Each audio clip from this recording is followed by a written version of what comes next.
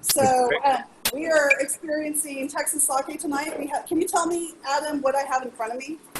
I have a nigori. Yeah, you have a Junmai Ginjo and a Junmai Ginjo Nagari.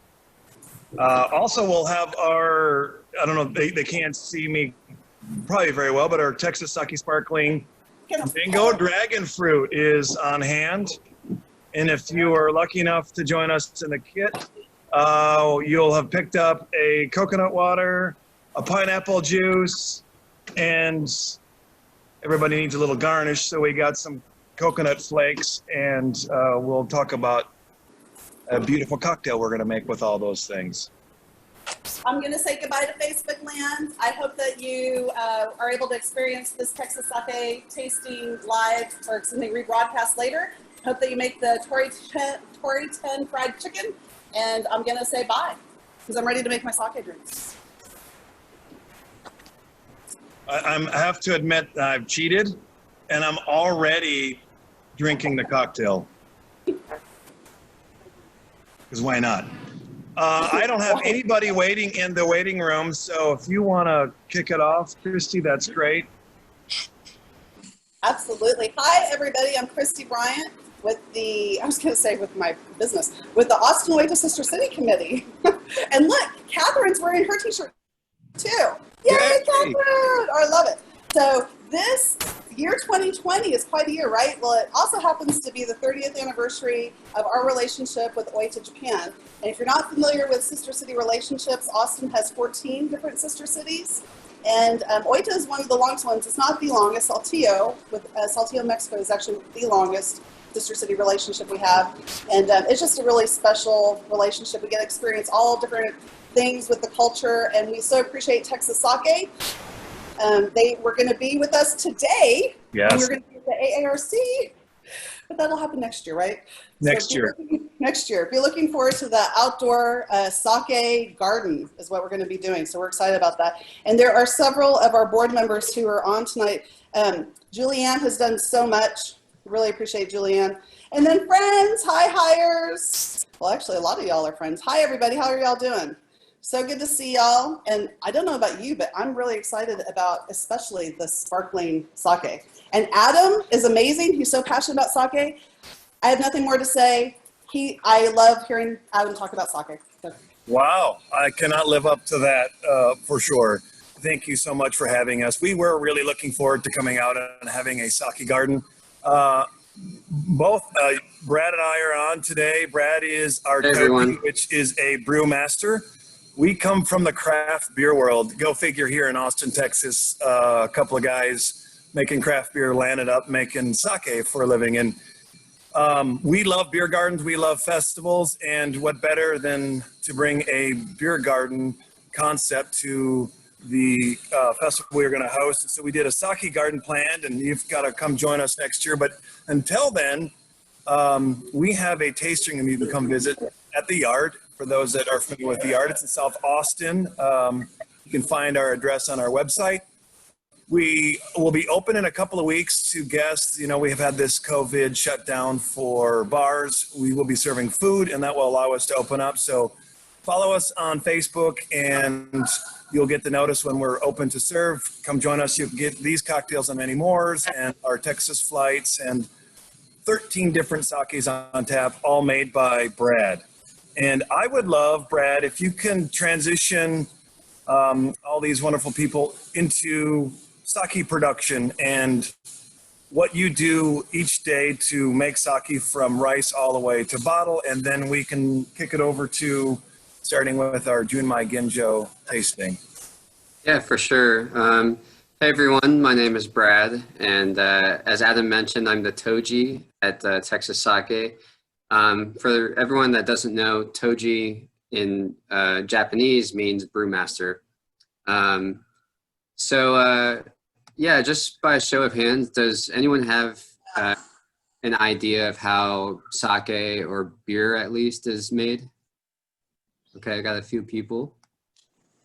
So there's a lot of similarities. A lot of times you'll hear people lump sake into the category of either beer or wine, but it's really a disservice because sake is its own special type of fermentation.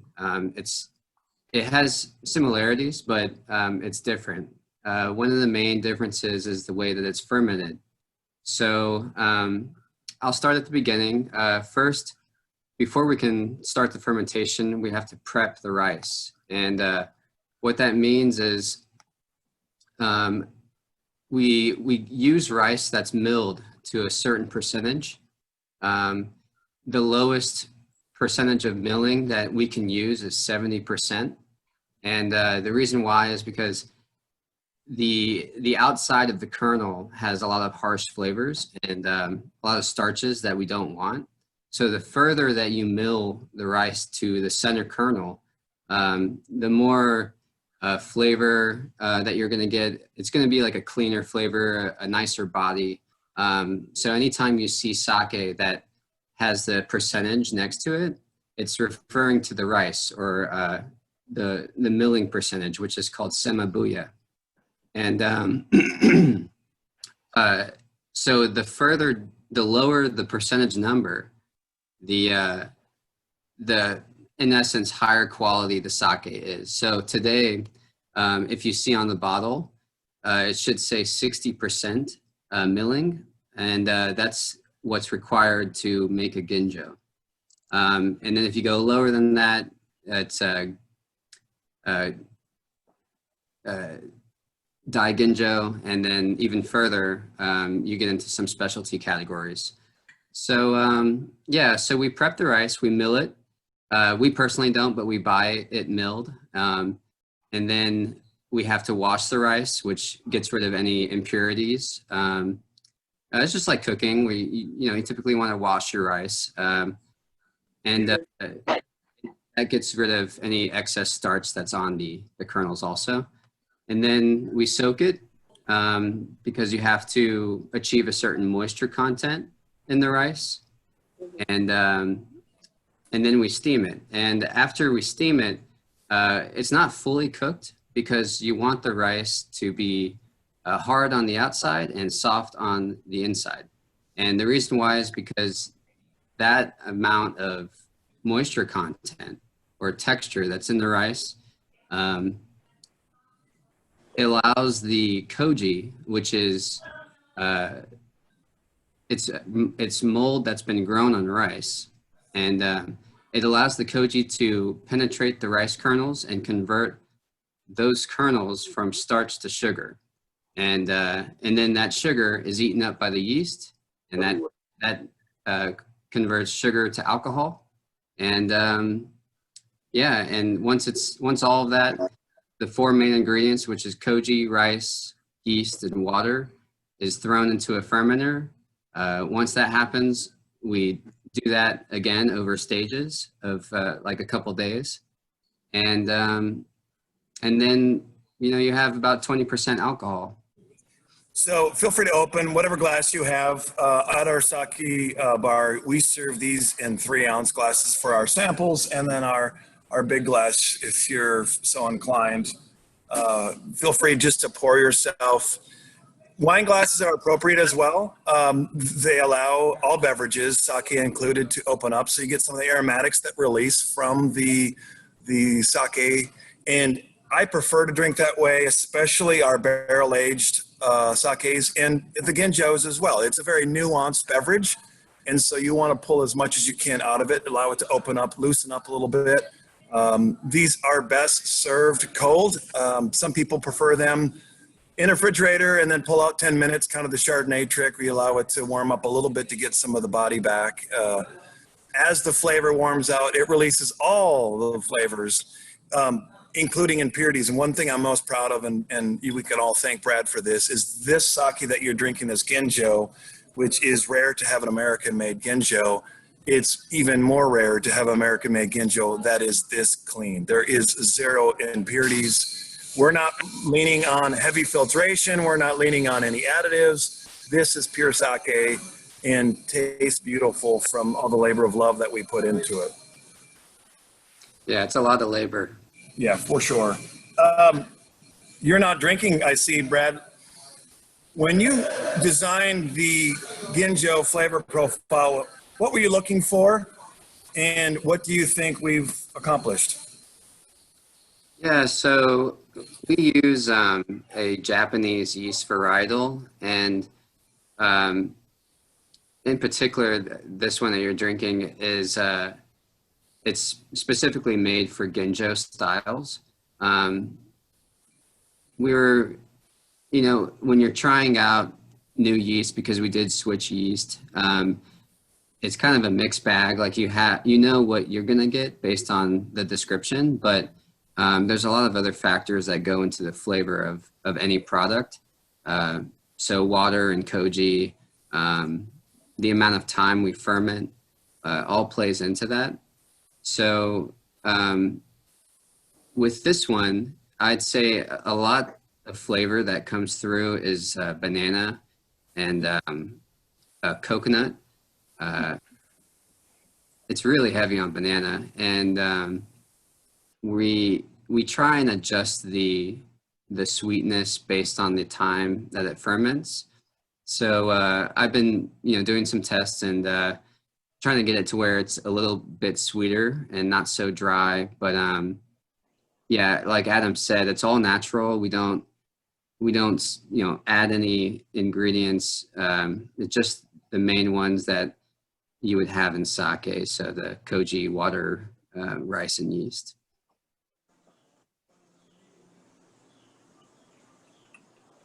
I think it's important to point out that we do have many different lines. This is our high-end line.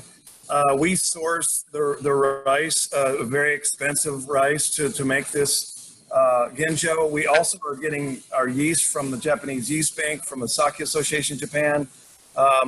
And we have other lines as well. If you came to the tasting, you might have seen these bottles. This is what we had previously thought of as our flagship. It's a Ginjo, a Junmai, part of the similar flavor profile. It's filtered, but it's got a lot more flavor because the rice hasn't been milled down to fine polish. A little more approachable on the price point and a lot more flavorful. Also has a paired nigori with it, and we then, because we're beer guys and we love to be inspired by other ways to produce beverages, we throw our junmai in with some oak chips and we soak it. So we're putting the barrel inside the sake to produce this lovely oak thing. It has a lot of characteristics like Scotch whiskeys. At Texas Sake, we are inspired by the Japanese tradition, but because we're here in the US and sake is such a small part of daily and monthly consumption, we had to expand. So we're inspired by the tradition, but not bound by it. And so we're trying to make sure that we reach both Asian restaurants and markets, but also the Western palate. And that forced us into doing some innovative things. And I think that we've struck a really great balance where we're creating beautiful, delicate, traditional products with very inspired things, like the cans that you're seeing as well. Yeah, the cans are really special because there's other sake companies that have sparkling, mainly in Japan, but none of them at the ABV that we have. I think we're the lowest carbonated, lowest ABV sake that's carbonated in the world. And for Texas, that's great because it's a very easy drinker, and it's so hot here, so it's perfect for our climate. Yep. It's really refreshing and kind of like a hard seltzer. Yep. Anybody have questions before we move on to the paired Ginjo Nigori? Yeah, I have a quick question. The cans, the sparkling cider, we love them. They're really awesome, but we've not seen them in any of the supermarkets or anything. We've seen your other sakes all through the HEB and the rest of the chains, but the sparkling ciders don't seem to be making it to there. Is there any chance that those will be making it to the regular grocery chains? For sure. I will just point out, when you're on an elevator, there's frequently not the 13th floor. That's where our sakes are. We sell our sake cans on the 13th floor on the elevator, so they're very hard to find. Truthfully, they're about to release. We're excited. We've got a partnership with a big distributor, and we're breaking ground in many states, including our home state of Texas. And we hope to get our cans, our 4-pack boxes on the shelf late September, early October, something like that. And you will see them in these beautiful little 4-pack carriers. Looks to me like they're going to be right around the $13.99 price point. You'll see them at HEBs and Whole Food Specs, Twin Liquors, all that. We're so excited. And Awesome. Brad's got some work to do. Yeah, we have our work cut out for us. Yeah. Sake is a labor of love. It is the most, because I came from brewing beer at North by Northwest, and yes, sake is so different. It's way more laborious, and it's way more nuanced. You don't have the variety of hops that you do in beer, so it's amazing to see all the different types of sake out there, because most of them come from just 4 ingredients. So it's a lot like wine in that regard, and in that there's a lot of terroir aspects with sake, where the ingredients come from, and yeah, how they're grown. You also have a question. I know you already addressed it, Brad, but somebody's asking for clarification on what it means when the rice is milled 60%. It's in your chat box. Oh, okay. Sorry, I didn't. Oh yeah, how about that? A chat box. Yeah. Oh, there's a chat box. So yeah, 60%. It doesn't mean that 60% of it is milled away. What it's referring to is that 60% of the kernel is left after milling. So when you see 60%, it means that 40% of it has been milled off, and so there's like 60% of it left. Is that seen by you guys, or that's just hiding my beautiful face? We can see it. Great. So that's an illustration of you're removing the outer part of the rice hull. And as you're doing so, you're getting to the more pure center core of the rice. Better starches, better sugars, less other minerals present for fermentation, and obviously allowing us to achieve higher alcohol and cleaner flavor profile. And of course, that process is not free, because you start with the cost of the rice. You end up with half the rice, and you got a huge expense in the milling and a lot of waste and double shipping. So it adds to the cost of sake production greatly. And so this bottle of Ginjo that you're tasting, that actually is my favorite product we make, it ends up going up about 50% in cost of ingredients. So it's a significant impact to flavor and cost. There's a question in chat here. What do you do with the part of the rice that is milled off? So since we don't personally mill it, I imagine that, it's a lot of it is just powder. And so you can probably get rice flour out of it, or repurpose it for, something like that, maybe baking. Yeah, that's why I've heard happens from our supplier, is it ends up being used for baking purposes.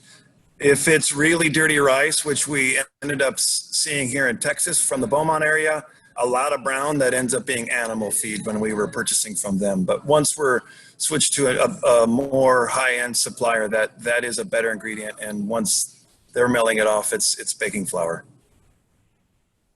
And Julianne, I think you had a question? No, that was just what I was going to say. I've been to a couple other sake breweries in Japan, and some of them definitely put it into the livestock. Just in that case, it kind of depends on what the local needs are, because they don't want to have to ship their byproducts somewhere else. And if they have livestock nearby, it's an easy reuse. Yeah. And another question, what is the yeast bank we are referring to?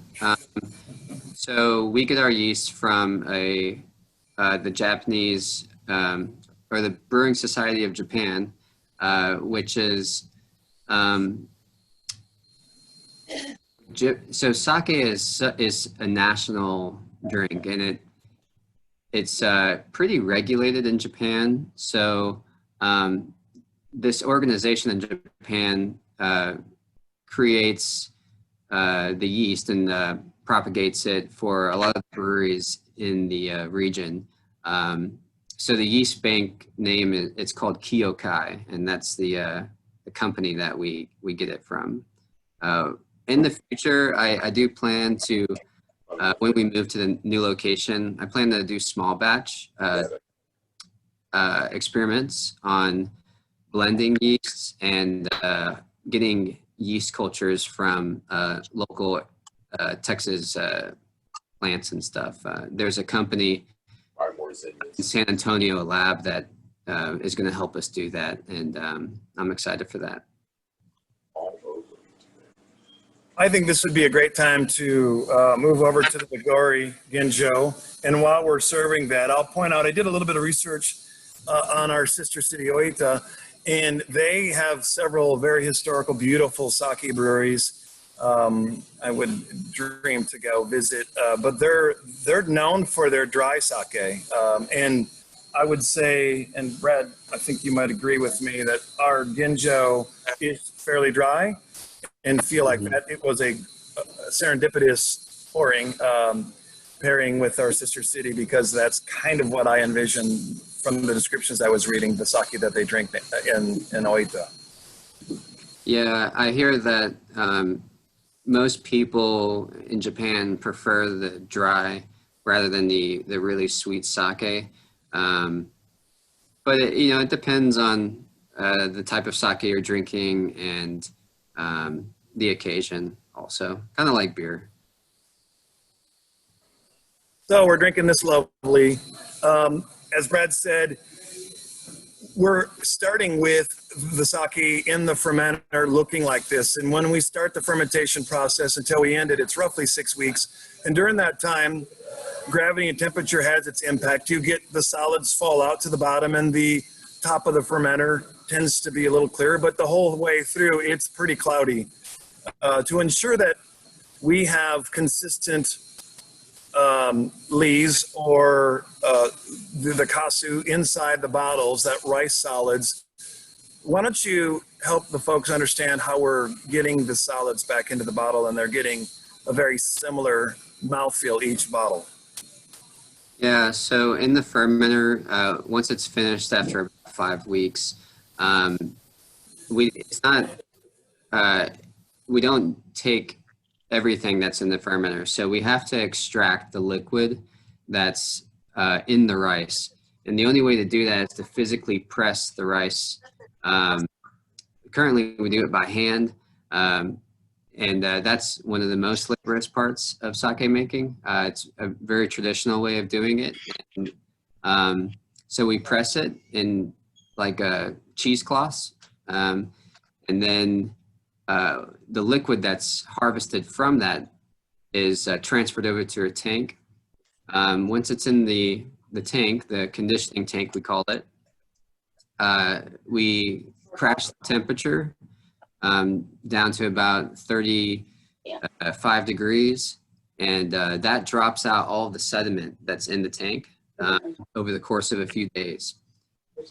We filter the stuff that has settled above that. We filter that into a new tank, and then we have the junmai in that tank. But we still have all the stuff that's on the bottom, and that's called lees. And lees is rice sediment, and we just blend a specific proportion of that back into the junmai bottles. And that's how we get that. So I very crudely walked us through some of the images that we have painted in our production space at the yard facility. What I'm trying to focus on here, and I can't quite see on the screen, but hopefully you're seeing bags that Brad was discussing. We're actually doing very similar to this process. This process is a mural painted by a local artist that is representative to the 6 major stages of sake production that we outlined today.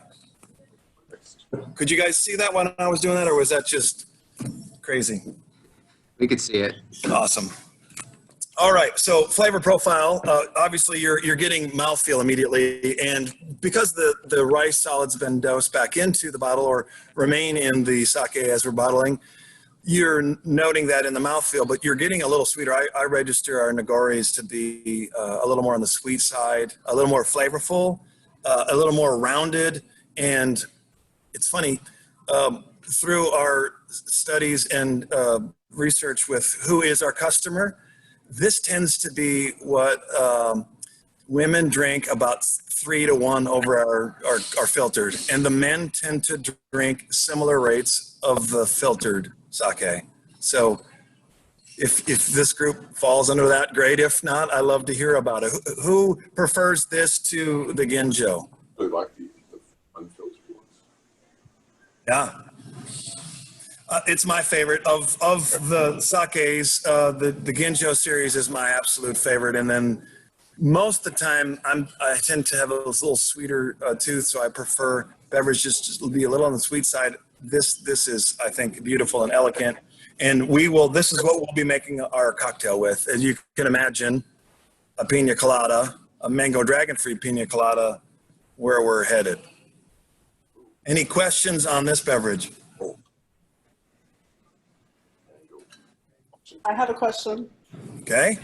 Are we supposed to shake, like not hard, are we supposed to shake it gently or just drink it straight up? Like, Yeah, great question.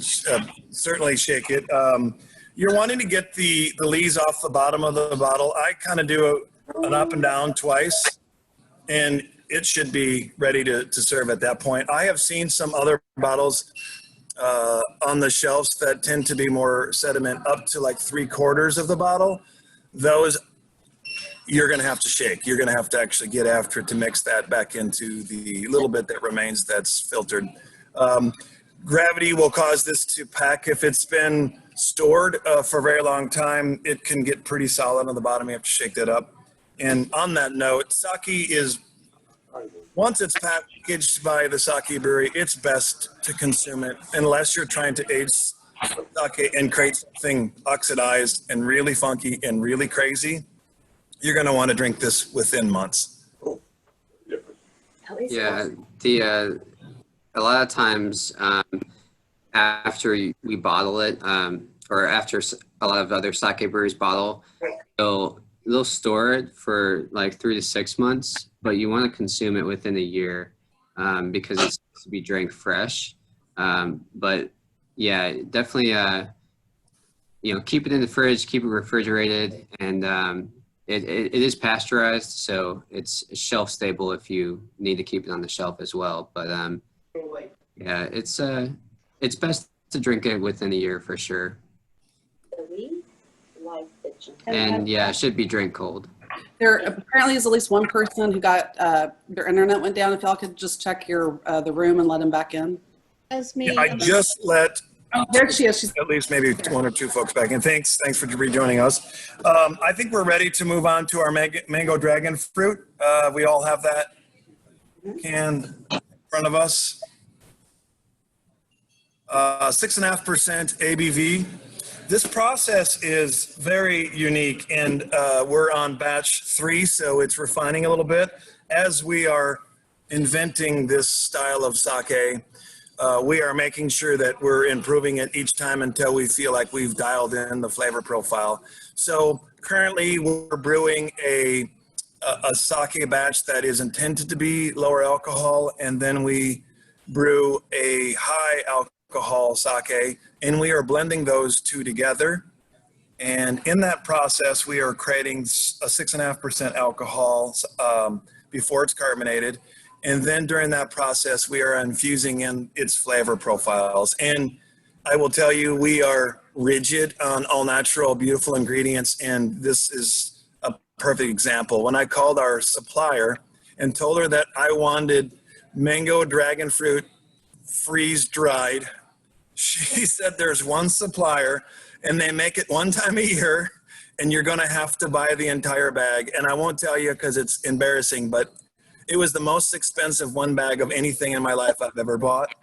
And hopefully the results of the flavor profile is worth it. I love dragon fruit. I love mangoes, and felt like this was a perfect South Asian beverage, representative to sake, representative to the Western palate. And I think it's still true sake. I have all the flavors on my palate of everything I just described, and love the fruit.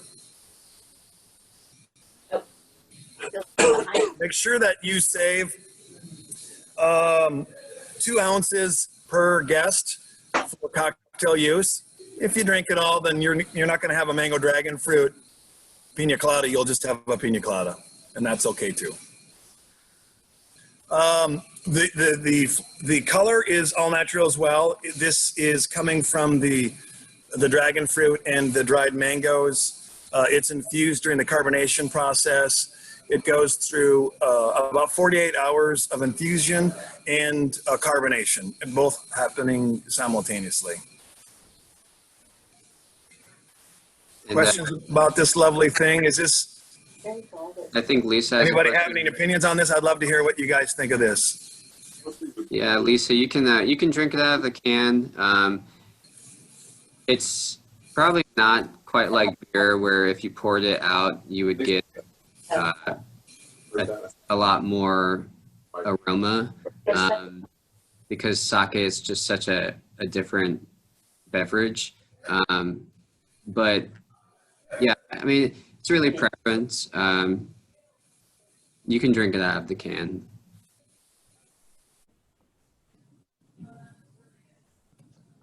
If that's everything, we'll end now. Thank everybody for the purchase. Thank you all so much. Thank you, Adam and Brad and everybody. Aaron, thank you, Aaron and Susan and Julianne, board members. If y'all are interested in more information about Austin-Oita Sister City, go to austinoita.org. But really go to Texas Sake. Yes, come join us at Texas Sake. Come by, y'all. More events with you, Adam. Thank you. Bye. Thank you. Bye, everybody. Bye-bye. Thank you.